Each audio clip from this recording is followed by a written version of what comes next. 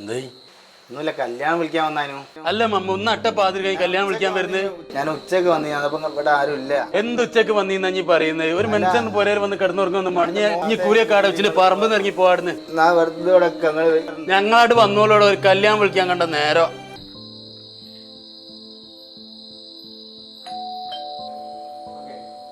അസ്സലാമു അലൈക്കും. വലൈക്കും സലാം. കുണ്ടന്റെ കല്യാണം 17-ാം തീയതി. നേരത്തും കാലത്തുമായിട്ട് വരണം. മോനെ ഞാൻ ചെറുപ്പത് കണ്ടതാ. ഏടുന്ന കുട്ടി ഏടുന്നാണ്? നമ്മളെ മമ്മൂന്റെ കുട്ടി. ആരാ പോട്ടർ? മമ്മൂന്റെ കുട്ടിയോ?